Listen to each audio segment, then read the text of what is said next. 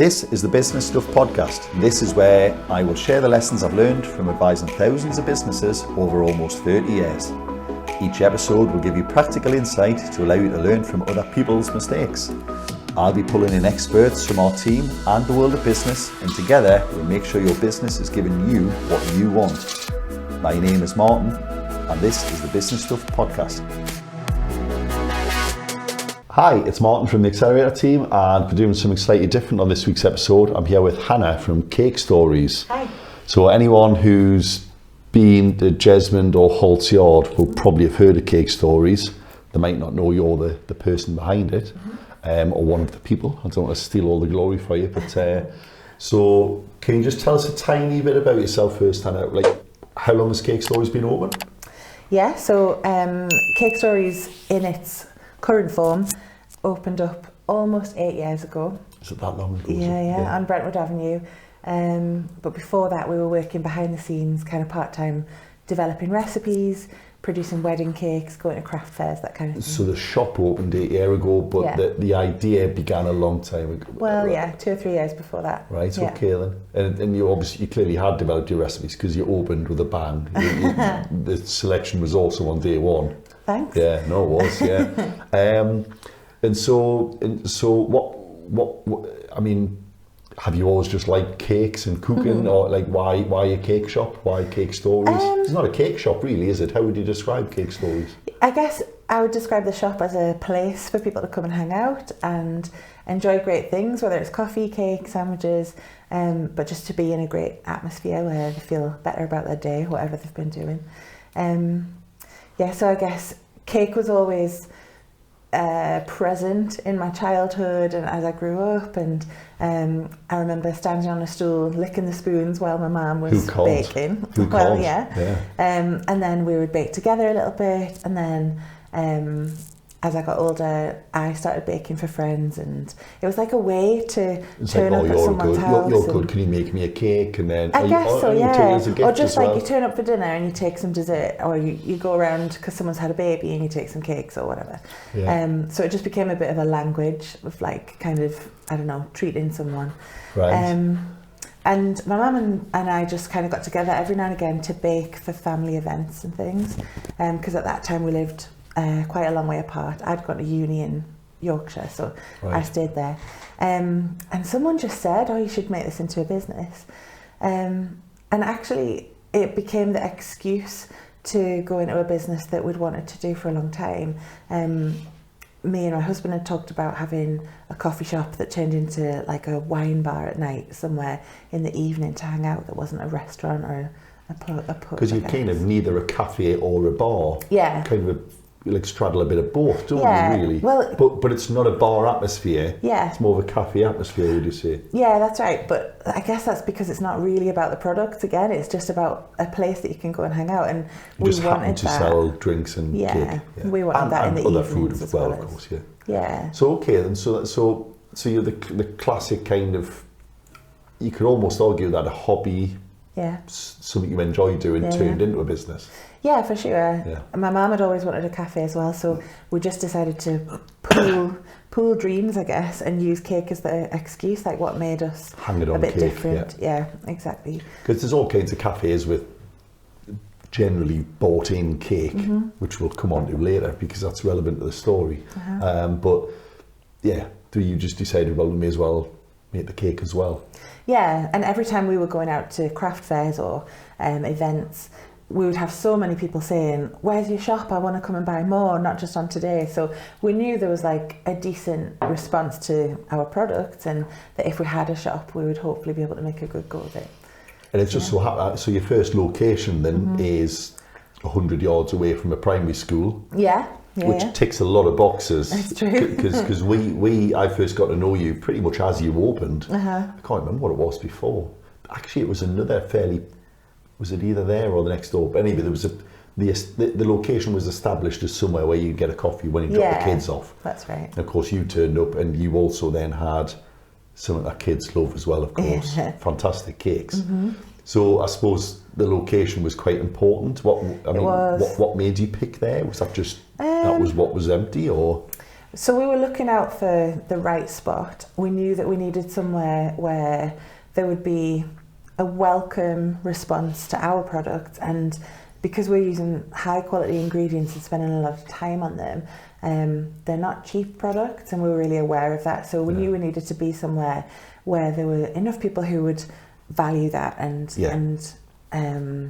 be into that. Because we're not talking about 99 pence Rice Krispie cakes No, here. that's right. Yeah, we're talking about really good cake. Yeah, you should. If you haven't been, you need to. Even if you're not a cake person, I think you need to see the cake. So the location, of course, and then you obviously you've got this empty shop, and you had to do quite a bit of work on it, didn't you? We did loads of work actually. It was all white, clean, lime green and purple when we moved in. Did you budget for that? Did you kind of say, because I suppose what we need to do is link in help for other people trying to do something similar.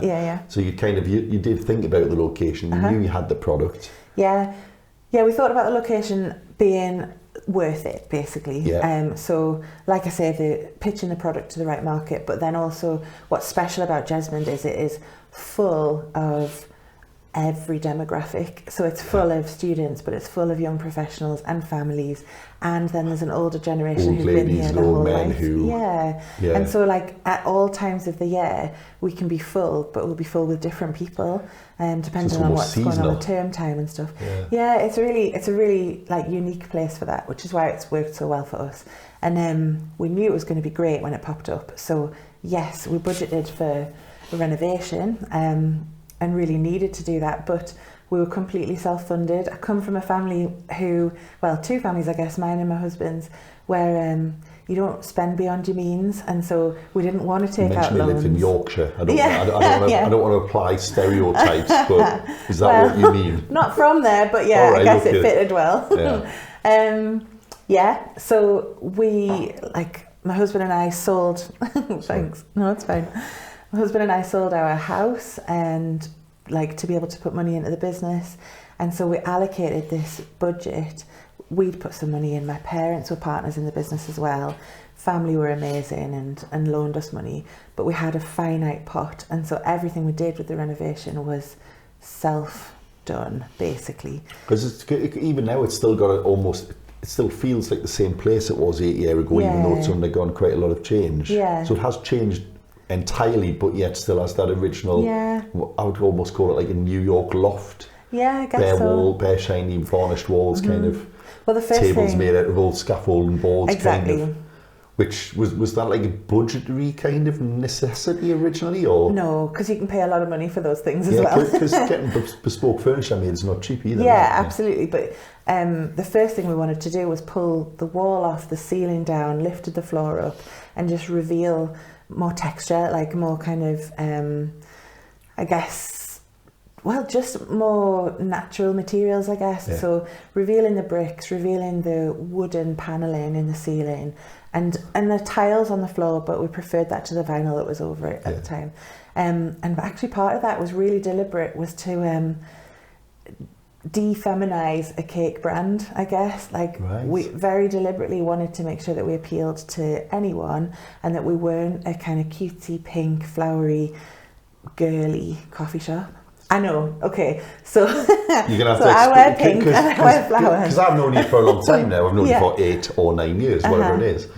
But why was that then? Because you could easily have lent into the almost like the Katy Perry.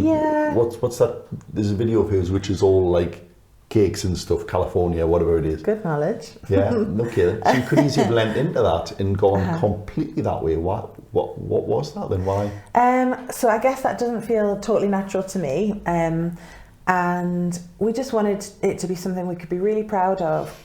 And my husband and my dad were partners as well in the business, and so they didn't want pink fluffy tables and it wasn't so much a discussion. We just always knew we wanted dark colours and natural fabrics and natural textures around and stuff. It's definitely somewhere cosy, I would say. Exactly. Whereas it might not have been if it had those clinical clean pink bench tops. It wouldn't have been, would it? It would have been a different feel. And we just wanted blokey blokes to feel just as comfortable coming in if they wanted to, and people who I don't go to those super cutesy cafes as much as I would go to a more rustic coffee shop, I guess. Yeah. So we just wanted it to be welcoming to anyone, really. So far then, Yeah. we knew the product, you put a lot of time into the location, you knew what you wanted the look to be. Yeah. So this isn't for no reason I'm asking you these Yeah, things. You carefully planned each of these steps, you budgeted well, Yeah. you opened the door. Can you remember, Oh, yeah. not who your first customer was? I remember the car. first day for sure. Can you remember, because you were behind the counter, you were the sales team, the production, you were the lot, weren't you? That's right, yeah. How did it go as planned, or did anything? I guess Because you only planned so much, is what I'm getting at. that's it. Like, it went as planned in that it went well, but we knew we had a lot of learning to do over the first few days and weeks, and so that went as planned as well. Yeah. We made mistakes, we had a lot of stress, just kind of trying to keep on top of stuff and keep people happy, but as far as we expected it to, it also went really well. But yeah, those first few days and weeks were really intense, and looking back on them, I know the kind of figures we were taking in those days, and like we're doing 3 or 4 times that now, so that at the time was huge for us, but it was just what we could handle at the time, I guess. Because you've gone from, presumably, I know it wasn't just you, there was a couple of people involved, but if we do just look to now, you've now also got Holt's Yard, where you've managed to recreate. I've only been in there once, but it feels like a Cake Stories. And you also do a lot of other stuff. I mean, how many people are in your team now? So there's about 40 at the moment. And when we opened, actually, well, I mean, 40 sounds like a lot, but when you've got a coffee shop that's open 8 a.m. to 9 p.m, 7 days a week.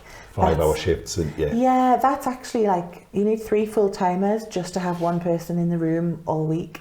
So the numbers are kind of higher because of that. And we do employ a lot of students who are there part-time, but we love the students.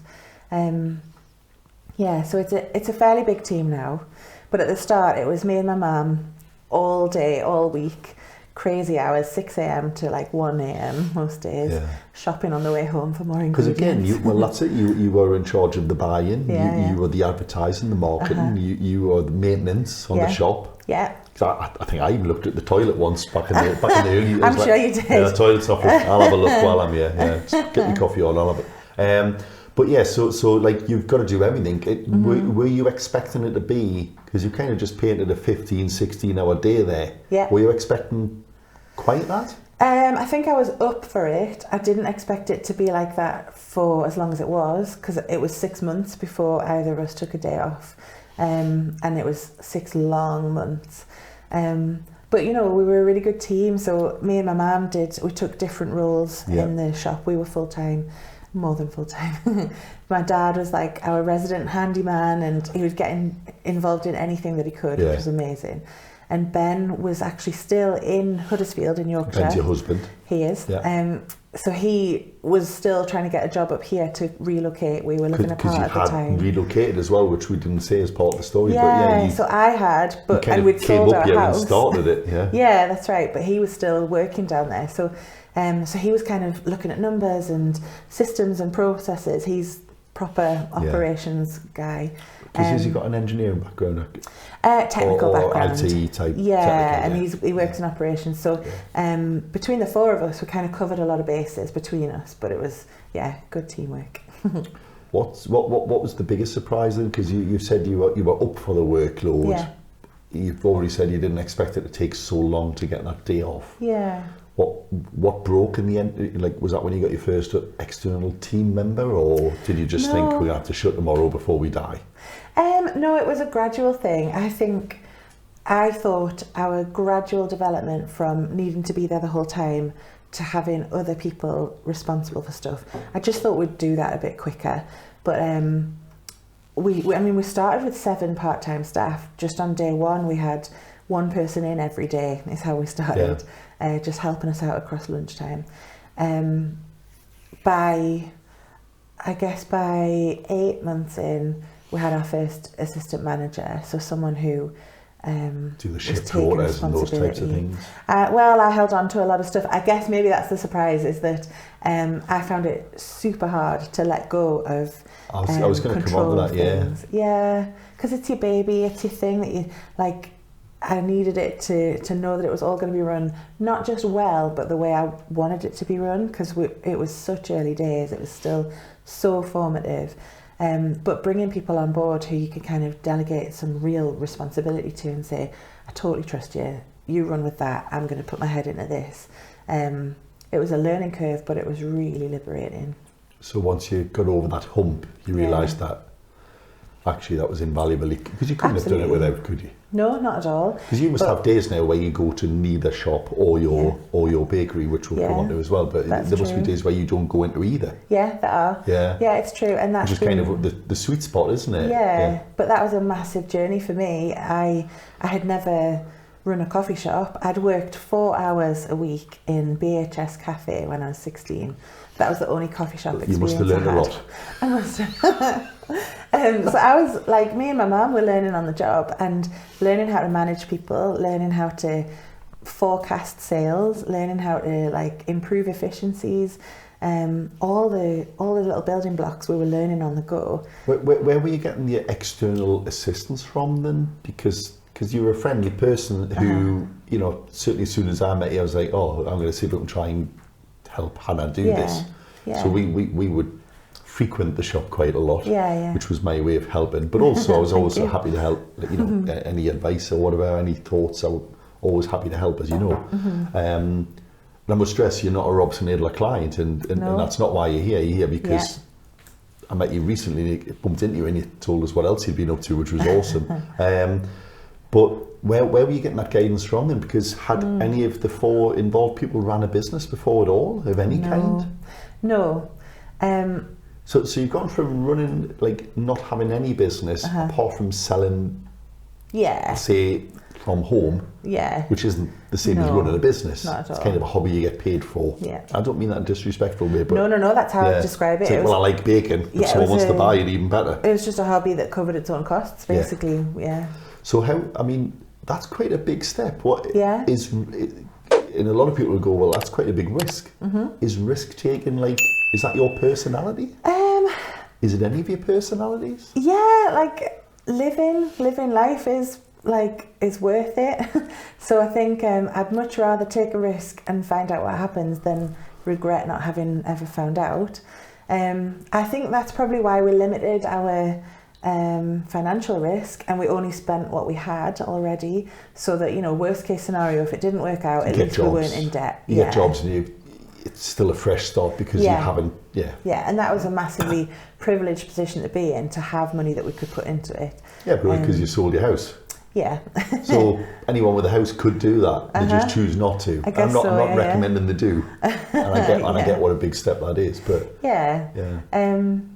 so I guess like we're up for taking risks if we feel like we've got a good plan and it's not just a blind risk, I guess.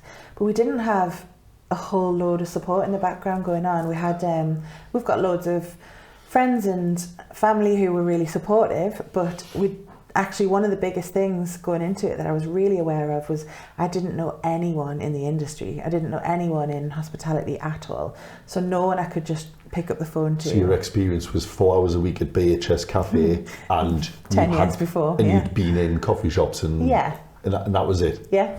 So like, I mean, so maybe even like, well, how the hell do you run a staff rota? Yeah.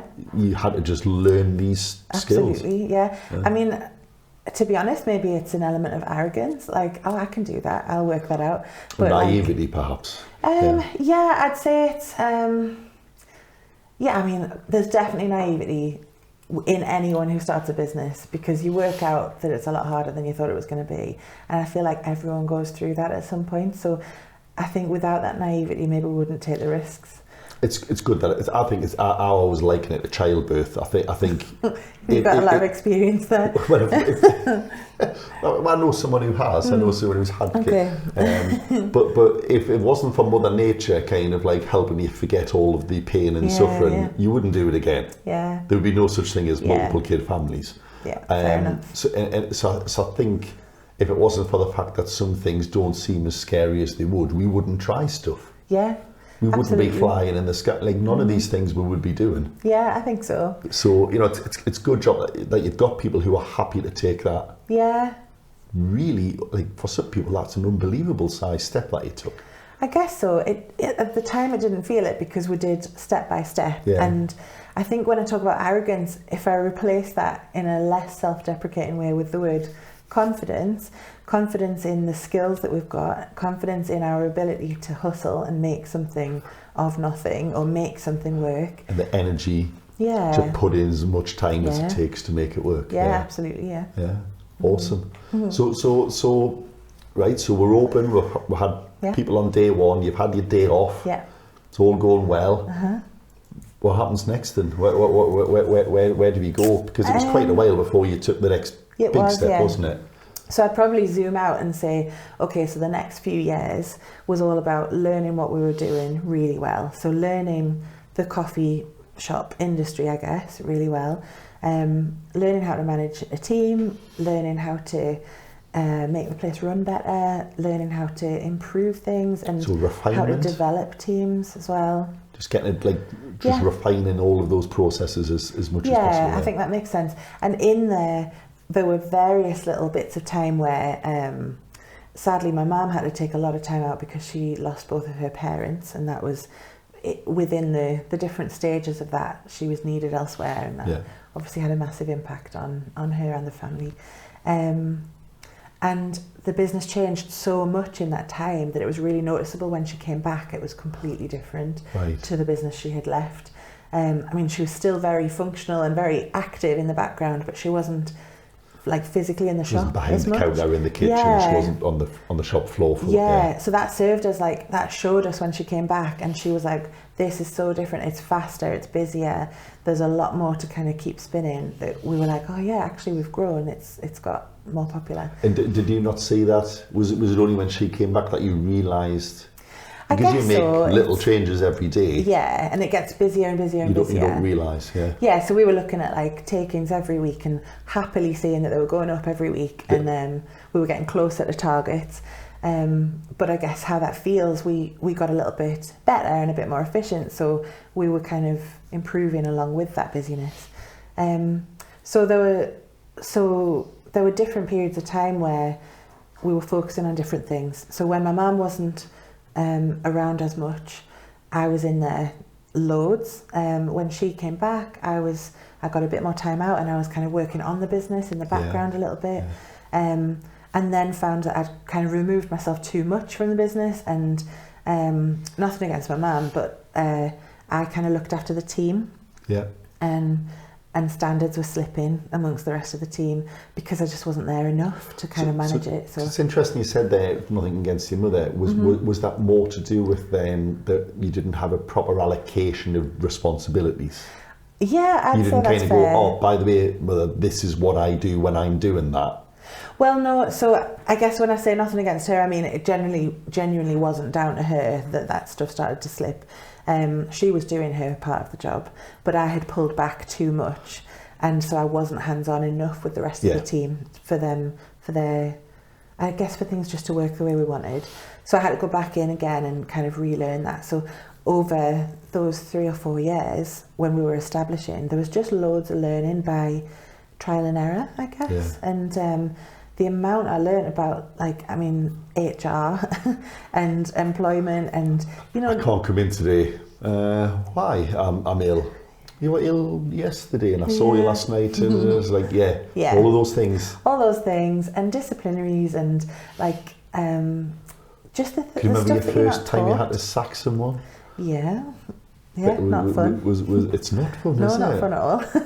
It's like it's an unbelievable power to have. Yeah, it is.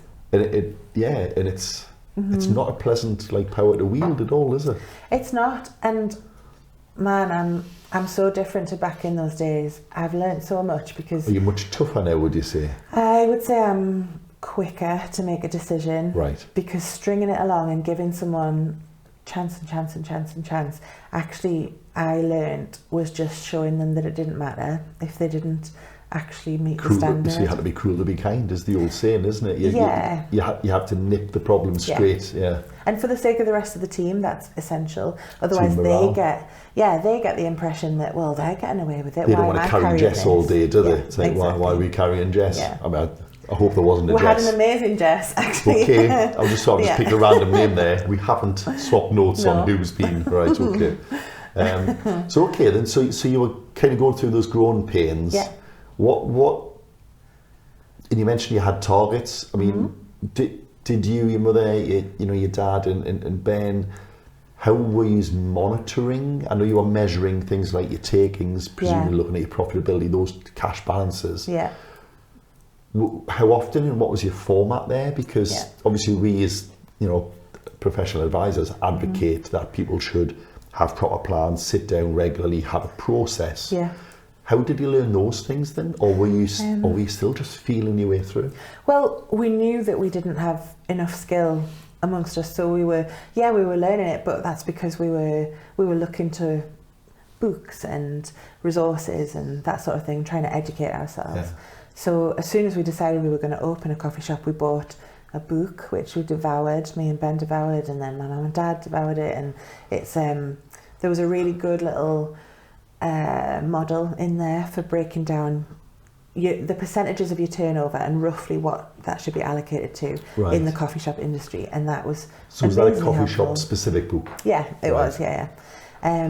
I thought, because there's a book which could almost have been written about you, and I don't know if you ever read a book called The E-Myth. I knew you were going to say that. Yeah, I have read it. Yeah. Did I? I don't know if I've probably mentioned it. Yeah, because that's about someone who likes baking cakes, isn't it? Yeah, they use. I know. They use the bakery as the example. Yeah. Did you see a lot of similarities between those journeys then, or not? Yes and no. Not necessarily, but yeah, I see. Like, there's some really good principles in that book about like learning what your role is and learning really what you are at heart, whether what is it, entrepreneur, manager, technician. Yeah, and because a lot of businesses, the premise of the book from memory, it's been a long time, that you're a technician, you know how to produce the product, but you don't know how to manage a team, you don't know how to run a business. Yeah, and people aren't naturally all three. Yeah, and the entrepreneurial side of it is like starting something and like creating something from nothing, I guess. And then, I think we found our roles within the partnership actually. So my husband is just a natural manager. He picks up all the pieces from a bit of a creative idea that we might have had, and then he puts them into really neat places so that they can continue to run without us having to do that every day. So I learned a lot from him actually, and as we worked stuff out together, and so we were reading books. We had an accountant. We were just poring over the numbers and trying to match them up to these targets that we had in our heads, and keep control of costs and grow at that steady, manageable pace. Yeah. So we weren't overreaching, basically. Because you can't.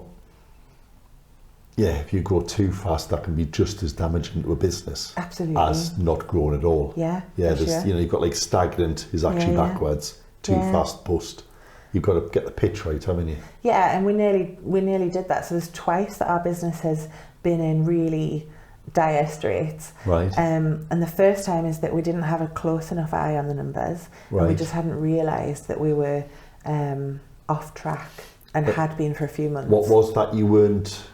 Don't give anything we don't want to. Was that you weren't looking at them regularly enough, or that you were looking at them but didn't understand them? No, it was that we weren't looking at them regularly enough. You just presumed we were busy today. That kind of thing. We've been busy. Yeah, I think a lot of businesses are guilty of that. Yeah, and it's I was going to say it's excusable. I guess technically it's not, but I think it's really understandable because there's so much to keep you busy, and there's so much that you have to be on top of, and it all matters.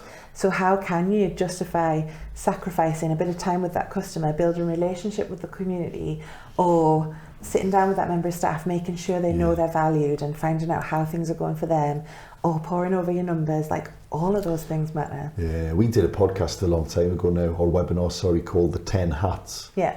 And there's this idea that like you say, you're the HR manager. If you're still in production, you're part of production. You're everything. You're IT.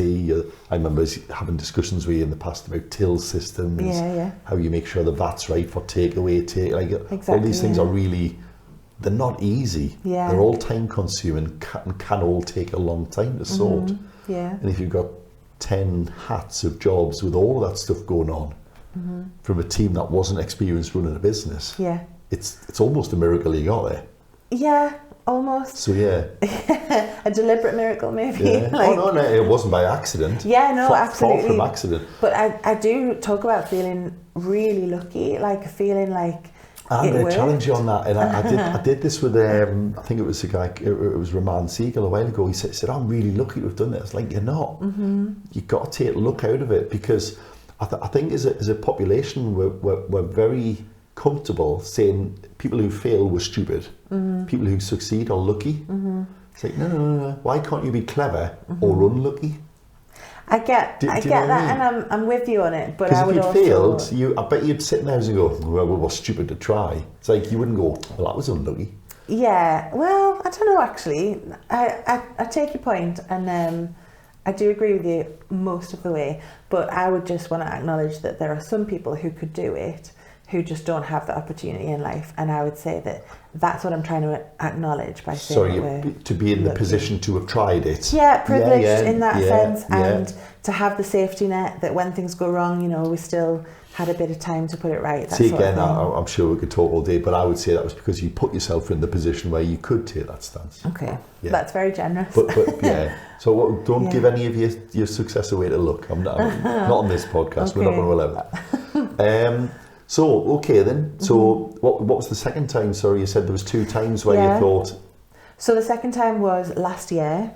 So fairly recently. Really recently. And that was down to overstretching. So that was down to speculating too much based on where we knew the business was going, strengthening behind the scenes. But then, the last 3 years we've all been through, like, no one could predict anything really.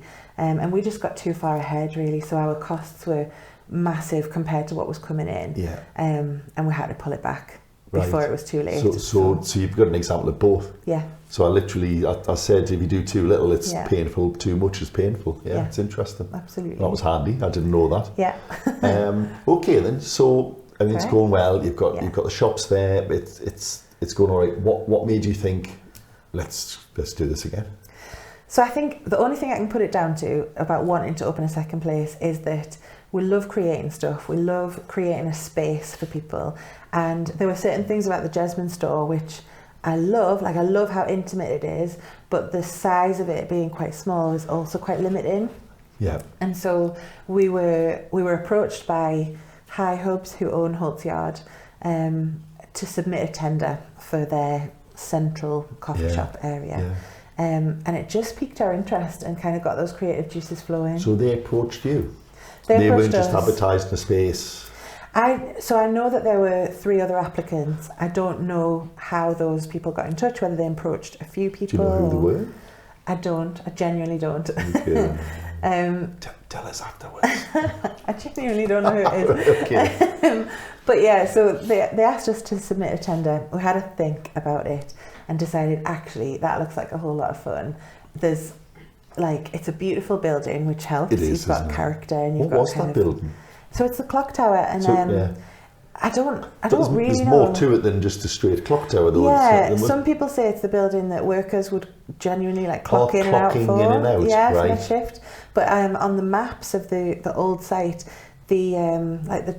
the rail tracks, the tram tracks would come up past there. So I don't know if. So maybe there's been like a wagons for carting the pottery round and stuff, I guess. Yeah, like a train guard or something sat there, maybe. Or who knows? No idea. Okay, so you were invited to tender. Yeah, and we put together a proposal. This is like a proper audition, like an interview almost, isn't it? I guess so. Which you don't normally get when you're self-employed. I know. It's like, I haven't had an interview for years. What's going on?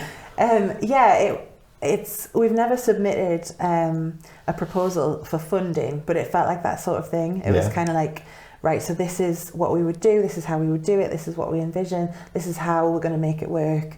And in there as well was a little bit of bargaining, because for us to make it work, we wanted some outside space attached to Yeah. it. And so we said, look, we'd take it if you give us these half dozen parking spaces Yeah. that we can turn into our backyard, basically.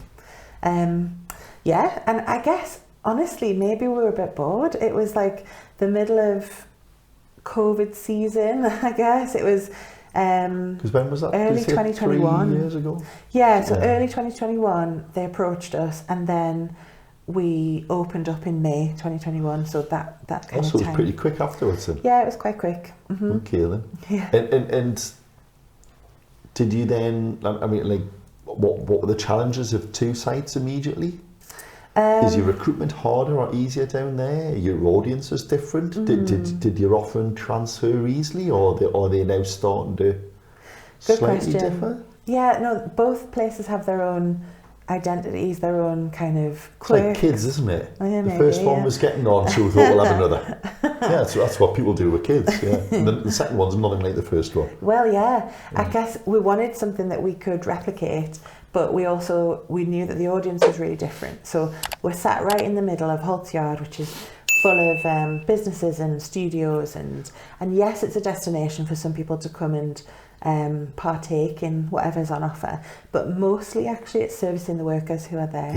Yeah, or people come to see workers and that kind of, Yeah, people come for meetings. Because there aren't many, I think you've got the Ghetto Golf is there. Yeah. Is there any other food or like... Yeah, so there's a brewery at the bottom of the hill in Holt's Yard called Full Circle Brewery. Right, yeah. And they have a tap room and they serve pizzas at night time. So you could theoretically go to Holt's Yard and have a night out. Yeah, But yes. yeah, you could. There's As a long as you brilliant, like playing golf, you can then get food and yeah. There's a brilliant burger place there as well called Two Knives. They do Right. like American diner, but like amazing food and great atmosphere and stuff. There's And were they there before you? Did you skew your pitch to fit within rather than compete against, or did you already not compete? It was about half and half. So some have arrived since we Right. moved in, and others were there already. So we were always saying we want to join in this kind of up and coming. Yeah. What's the word? I guess. Vibrant. Yeah, this destination. And I'd say it's still growing. It's still developing. There's still work to do. Because actually, Site 1 has a lot of competition. Yeah, that's It's not true. like you haven't got competition on No, Brentwood. That's true. Like that whole street is competition to some degree, isn't it? Yeah, and I would say in Holt's Yard we don't have the competition. We're the only sit-in cafe space of any size, but the challenge is getting people in there because it's a dead end. It's not a thoroughfare. Yeah. So There's no people have passing to want trade. to go through. If That's you go right. in there, you'll see it. If you're not, you wouldn't. Yeah, exactly. Yeah. So that it's a really different challenge. It's been dead interesting, and you mentioned staffing. And what's really interesting is that so many of our staff are students, and a lot of them live in Jesmond, not all. Yeah.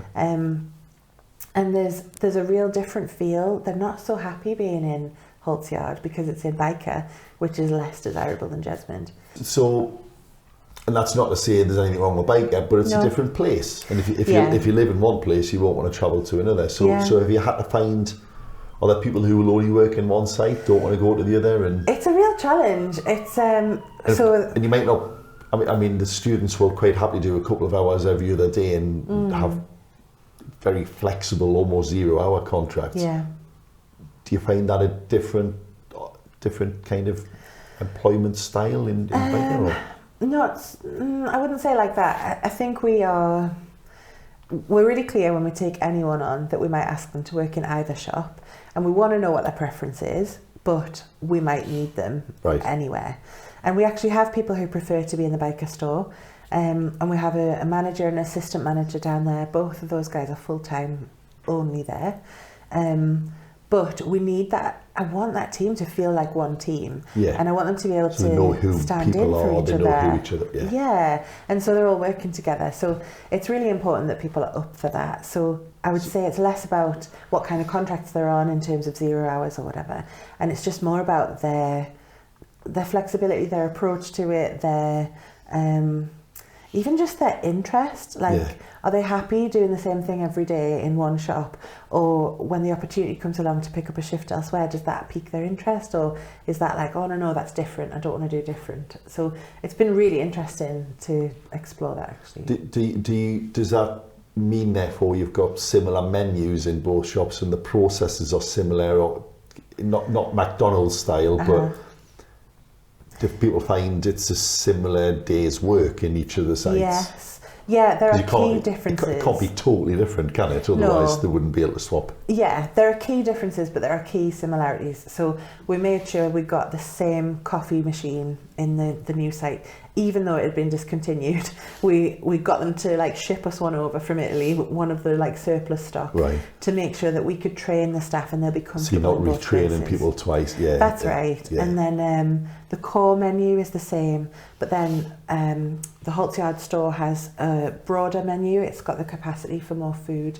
So we've got like savoury waffles. Because the kitchen's slightly bigger by any chance, is it? It is slightly bigger, yeah.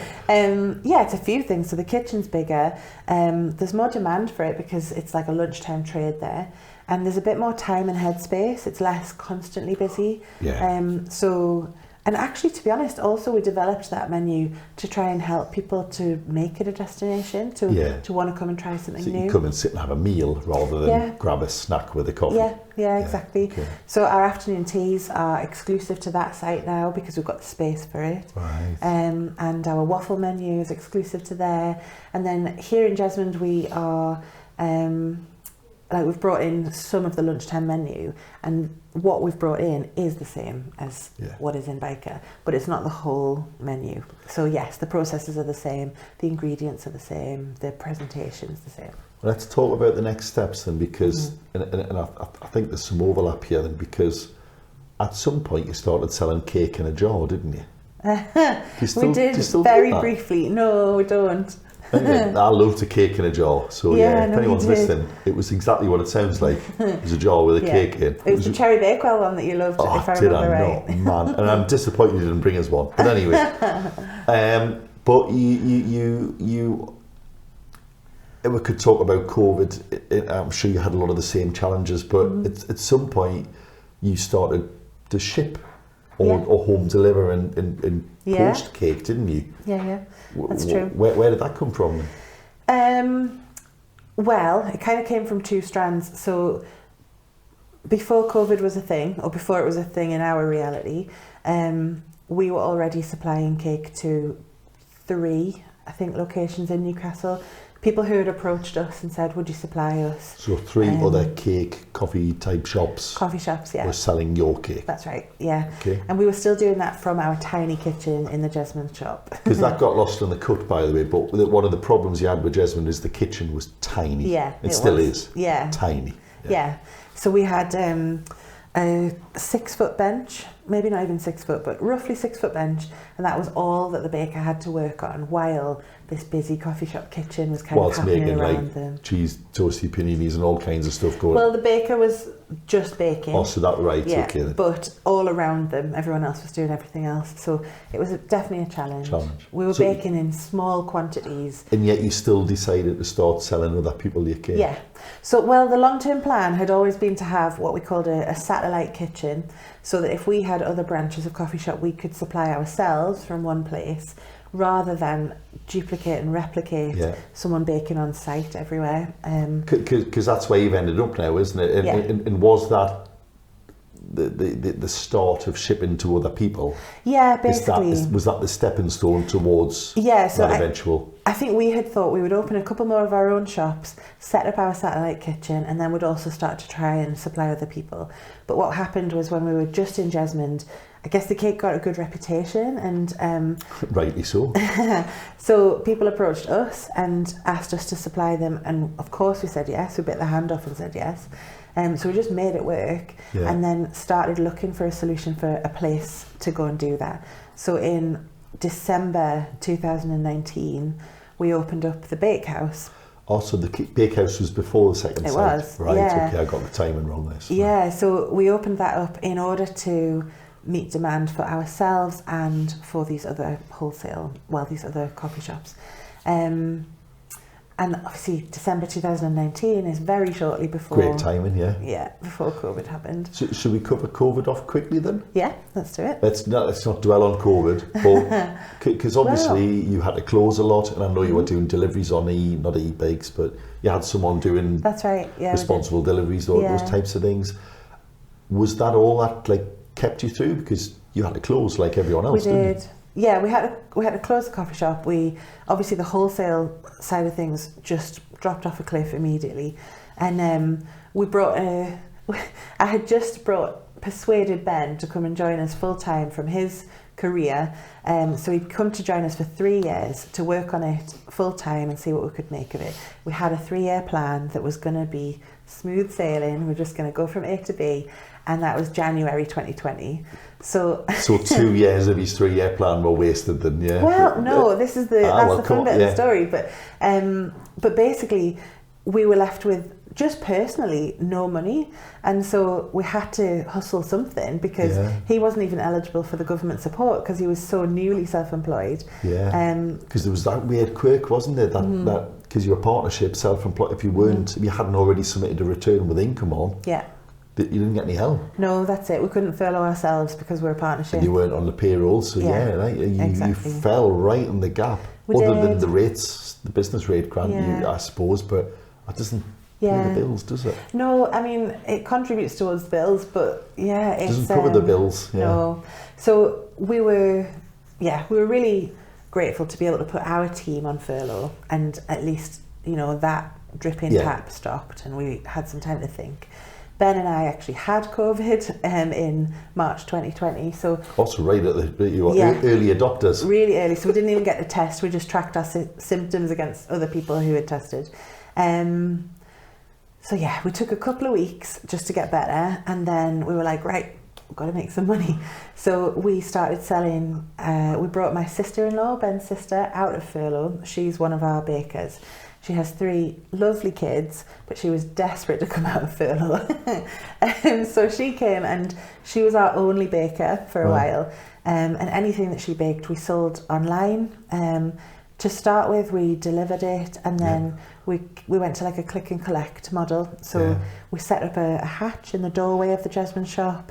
Customers would queue down the road, and we would have all of their orders ready, hand them one at a time as they came to the door.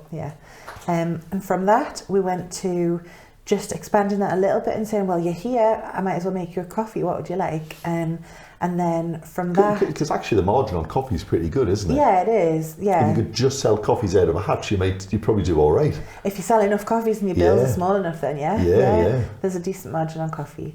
But I guess... so the frustration really was that we couldn't host people, because that's really what we're doing. That's our business model. Because you talked a lot about space. It's not about selling coffee and food. It's not. That's the thing. So, there's a good margin on coffee, and that's really good. But how we made people feel is always what we've been selling, really. That's always what we've been kind of doing. And so we were just trying to host them as well as we could and speak to them and find out how their week was going. And anyway. Whilst not getting close and all of the challenges. Exactly. So that developed through, and gradually we opened and did that every day, and I was able to bring managers out of furlough, and they ran that so that Ben and I could go behind the scenes. And then what we started to do was develop an online customer product so a B2C product, so something that we would sell directly to the public through our website, and we came up with letterbox brownies, as did half of the world. It was not a unique product, but we came up with this box that would fit through the letterbox. People could buy it as gifts for other people or as a treat for themselves, and that absolutely boomed. That is what got us through COVID, I think. So we were really pleased with because that might sound like an everyday thing to a lot of people. I know a lot of businesses didn't do that. So again, well done, because a lot of people just sat and thought, well, we'll do nothing and it'll come back. But also your cakes in your stores don't look like something that would ever fit through they don't. Even a doorway sometimes. It's a proper bit of cake, isn't it? True. So that was presumably a complete repurposing of what you were doing. It wasn't just you weren't doing tray bakes anyway. You just chop them smaller and post them. It was we had some recipes that we started with, but it was reworking the recipes for different sizes, cutting them. It was really fun actually, cutting them different sizes, going through packaging prototypes. We came up with a kind of rough version ourselves, which I look back on and is so different to what we've got now, but I'm really proud of it still. And then eventually we worked with a creative agency who pimped up our website and our packaging and made it like stand up against the competition, basically. Someone bought me, I got some delivered from you. Right. I was like, and I always take like, I deserve no credit in your story at all, other than as an early customer. But when I got it, I was like, that is awesome. Well done, Hannah. Well done, Hannah. Well done, team, you know. Yeah, honestly, I loved it, yeah. I was dying at the time, so I didn't need it. Sorry. But the team had it. So, okay, then, so you've got 2 shops in a black site. Yeah. You know, the bakery. What's happening now then? Because when I bumped into you at the school, volunteering at the school, which I know you always are very keen to do. Yeah. What's today's cake stories looking like then? Well, so this is what I was alluding to before, is that our 3-year plan, we got to the end of the 3 years, and 2020, 21 and 22 were definitely the hardest years that Cake Stories has ever come through, and actually 22 was the hardest of those. Yeah. But we got to the end of the 3 years, and we were talking about Ben going back into his career, and we realised, do you know what, actually I think we did the 3-year plan after all of that. So we got it out and we were like, right, what's on there? You did achieve it. We did it, we managed that. it. Yeah, so it was that classic thing of like, you know, See, you draw a line from A to B. You were lucky, you see, what can I say? Yeah, it was much more like this than we intended or expected, but we got there. So in that time, what we wanted to do was establish ourselves as a wholesale supplier and expand the bakehouse in order to do that. So we doubled the size. So that's not now just posting stuff through letterboxes. That's right. not delivering to some local shops. Yeah, this is something so it's else now. going back to delivering to those local shops and having expanded that. So we've got roughly 30-35 shops in the area who we supply to.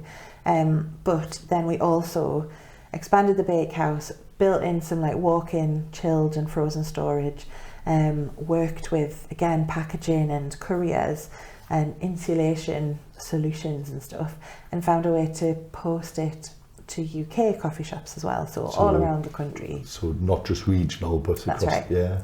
Yeah, so we freeze it, we pack it, we wrap sheep's wool insulation around it and some ice packs and things, and it arrives chilled, like well chilled, partially frozen, ready for the customer to A bit like HelloFresh and Gutso, not Gutso, sorry, Gusto. Yeah. That's what I'm Gutso. So yeah, it comes and it's still chilled at the point of delivery. Yeah. So then the customer, the coffee shop owner, can put it in their freezer, or they can start serving it straight away. So what's the furthest you post cakes now? And do you cover like basically the whole of the UK? Have you got like a little pin where you like? We have actually. Like a map with pins on? Yeah, we've got a map of pins on. It's digital, obviously, digital pins. But yes. So I mean, we sell right down to the tip of Cornwall. Right. Isle of Man, up into Scotland. We've got loads down in the south actually, like London and Folkestone, Cambridge, Oxford. Yeah, loads. So you can get one of your Cadbury, I don't know what you call the cakes, I just know the one with the cream egg on top's awesome. So you can get one of them. Cream egg smash. Down, you can get them across the country now. Yeah, What about up? Are you up there as well? Yeah, so we've got a few in Scotland, fewer than south, but... There's less people up there than there is. There's a population difference, isn't there? Yeah, and we've got a big gaping hole in Yorkshire, so that's our plan is for somebody the else? next year. Is that Betty, is it? Is that Betty's team? Good question. Has Betty got Yorkshire? Good question, it could be. I mean, there's not many people doing postal wholesale, to be honest. There's only 2 other main competitors in the space, and we do our products very differently to them. So I wouldn't different even... offering. Yeah, like what they do is absolutely brilliant. Genuinely, it's really high quality. It's really well done, but it's really different to what we do. Yeah. And so we're offering something that looks more handmade, because it is, and looks like you've made it in your kitchen, because you could have done. Because you have. Because you've still got people making cakes in kitchens, haven't you? You haven't got a production line here, have you? No, we've just got more people in a bigger kitchen. Yeah, it's just, you still are making... Yeah. It's still a homemade cake in essence, isn't it? That's right. The biggest cake we make is 12 inches square, and everything is done in those small batches. We just do a lot of them. Yeah. Yeah. So what's next then, Hannah? So, because I think your story's fantastic. Thank you. And it was only, I bumped into you at the school, like I said, and you said, oh yeah, we're shipping all over the country now, and that was fantastic. Yeah. What's next then? So next, I don't know, it might be a boring answer. Next is a bit of a rest. Cut. I just want a year of consolidating what we've built. So learning from past mistakes. Yeah. I don't want to run too fast. And also on a personal level, we're just knackered. We're really tired. We've worked hard and it's been a tough few years. So I'm over the moon to be where we are now. It's working, it's balanced, it's lucrative. We've hit targets that we wanted to hit much sooner than we wanted to, which is amazing. So we're going to essentially take over, make sure that we're plugging those gaps of quality and well-being in the team as well, just looking after our people, making sure that they're all right after the years we've been through, and letting organic growth happen. So we're still getting people knock on the door twice, maybe 3 or 4 times a week. We get someone asking us to start supplying them, and maybe 1 or 2 a month convert into a regular customer. Yeah. So that's enough for me. That's manageable at the moment. Yeah, that's still because again, if you wanted to really push that, you need to invest in presumably either bigger, expand, or new bakery, new teams. That. And because you're not just teaching someone how to measure out ingredients and pour them in a machine, you can't easily just scale up and get 2 more bakers in, can you? So you're doing it properly. Yeah, that's right. Whenever we recruit a baker, we recruit someone with skills and with experience, and we're finding takes 6 months before they feel like everyone else in the team. Yeah. So for them to feel settled and to know the ways that we do things and to be... So you can't easily double that, can you? No, you can't. So we could do it, and we might in the future, but at the minute we're just kind of... Just take it easy. Yeah, I mean... Working on the quality and the details, the things that have had to take a back seat, well, not that quality's taken a back seat, but there are recipes we haven't done yet that we really want to do. So we're getting into that, and just kind of, strengthening what we've got. What you might have already given this answer then, but what was the biggest challenge, the biggest unforeseen challenge? Because you predicted a lot of the things that were coming, and I know COVID came, so you're not allowed to use that. That's a cheap answer. What and whether it's your biggest challenge you've had across, or the biggest challenge you've got now, is there something you go, I could have done with a bit of warning on that? So I've got a couple of answers to that one, and it depends how heavy you want us to get. So one is... As heavy as you want, you just tell us the truth, don't give it out, So financially, the issue we had last year with kind of having overstretched, essentially came down to the fact that we budgeted for the extra salaries that we were taking on, without also budgeting for the VAT going back up to normal levels. Right. So when we just didn't see it. Quite an easy... an easy oversight. Yeah. But actually... But quite a costly one. Huge consequences. So the money that we had apportioned for paying those staff was gone on the back bill. Didn't come in, it went to the revenue instead. Yeah. So that was massive, and that's something that we will try to learn from and never do again. And we've also had... anything you do once. You won't do that exact one again. You'll not do that.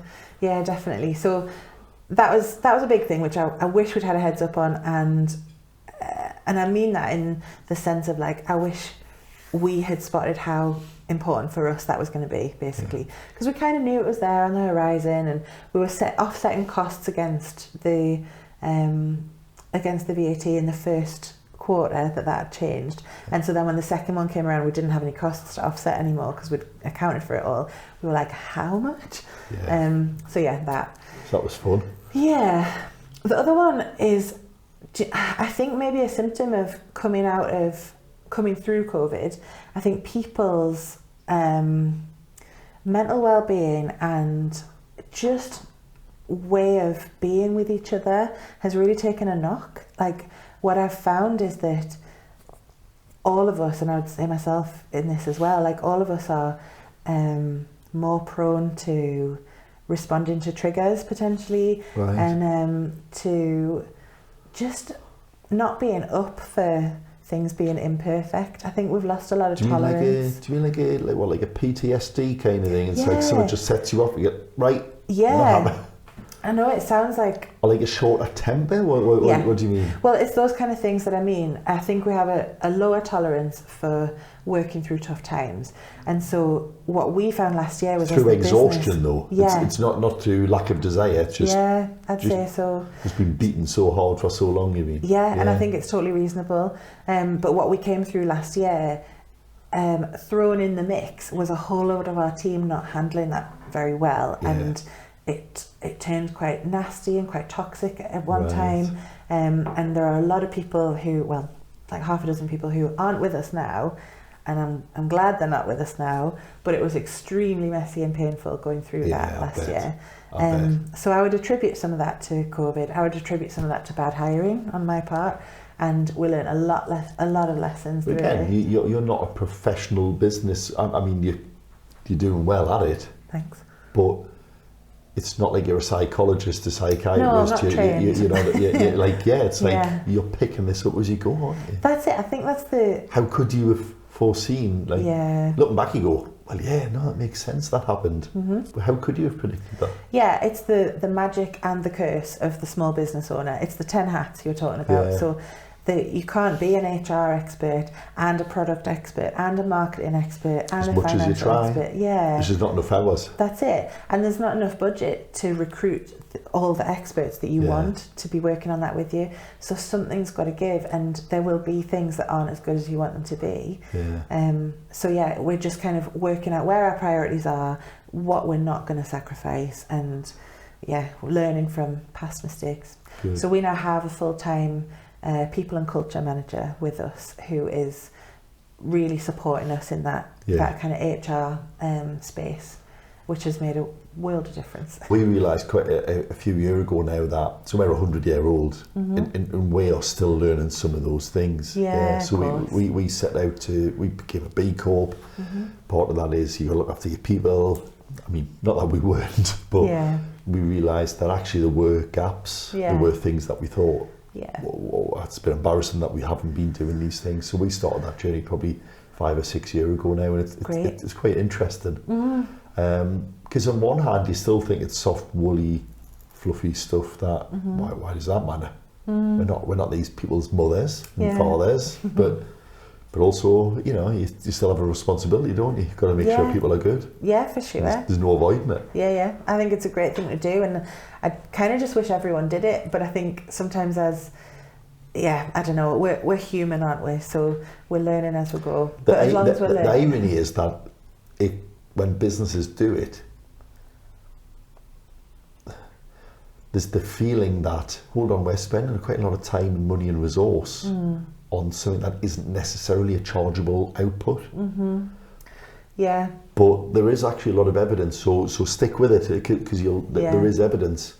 I think there's a comparison between like Walmart and I can't remember the other one in the US, where one is just much better than the other at those things, and their performance has been much more steady and sustainable than Walmart, which is all over the place because people work there for 4 weeks and fall out with them. So there is, I think it's Costco are a much, I'd say, a better employer.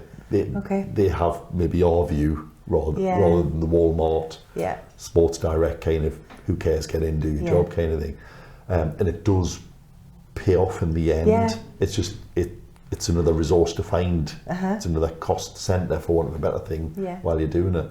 It is, but I think it comes from your philosophy, doesn't it, and your values, and kind of personally. Well, essentially, like what can you sleep at night when you've what helps you to sleep at night, and so that's actually always been our approach with what we've done with customers, just as it is with the staff. Is like, we're playing the long game. We're going to be consistently high quality, high value, high service experience. Levels. And the same with the staff as well, the same with the team, and we just trust that works out.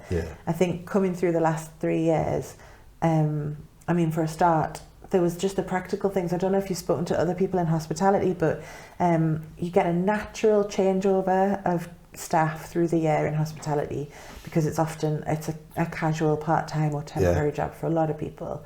And we didn't have any of that through COVID, which meant that last year we ended up losing all but 3 people across both shops. There was a backlog of leavers. Yeah. So in the last year, everyone who's on our team now joined us in the last year, apart from which is nuts. 3 across 40 people. It's huge. I mean, that's not the case with the bakers, but across the hospitality. You kind of nearly answered one question I was going to finish with then. So are there any of your original 7 still with you? No, not the original 7. But is that just more to do with the cyclical nature of the Those original 7 were part-time students looking to supplement their who are other probably stuff. Now the dentists and Leeds or whatever they're doing. Absolutely. But my sister-in-law, Hannah, Ben's sister, she joined us 6 weeks in and she's still with us. Right, so she's employee number 8 presumably, but the she longest is. serving. Yeah. And then the first assistant manager that we brought on is also now still baking with us. You can't be that bad, can you? Yeah. You must be getting something right. So where do you see yourself 10 years from now then? So you've relaxed, you've nailed it. Are we going to see cake stories up and down the country, or just your cakes up and down the country? Well, certainly that, for sure. I'd love to open more shops. I'd love to be in more places. Would you franchise at one point, or would you still want to directly? Considered it, but I might be too much of a control freak for that. We'll see. But I don't plan that far ahead. I know that probably sounds really... So you haven't got a 10-year plan? No, no way. But either way, it's got a lot more wholesale cake in it. Yeah, probably. I think so. We're secure on that one. Yeah, I think I love to evaluate any opportunity that comes along. And I love having a plan, but I'm really happy to deviate from the plan and change it as we go. And 10 years is too long. It's it is, Hannah. Honestly, that just nails. I think a lot of people in businesses have no plan, which is, I don't know what they're up to. Yeah. But then also a lot of businesses have a plan and stick rigidly to it, even if it's failing. Which is, say, I no, don't we've get got a that. plan. It'll cut So you've got to have like that long vision. But and also be happy to take another route. Absolutely. And so many people don't get that. Yeah, for sure. I kind of picture it as like running towards the horizon, but if something more exciting appears out of one side, I'm going to run that way. I'm not going to miss it. Do a diagonal. For sure. Yeah. And you're still in the rough direction. Yeah. Forwards. Awesome. Well, listen, Hannah, that's been fantastic. I've really enjoyed it. Thanks for having us. And I thought there was one point there where you said, I don't know how deep to go. I don't know if you went as deep as you thought, but there was certainly a point where you can see it's been a bit of a toll on you. Oh, yeah. But I'm glad that it's now a pleasure to have and run. So exactly. you got there in the end. Thank you very much, Hannah. It has been fantastic. Thanks. Oh, great. You're welcome.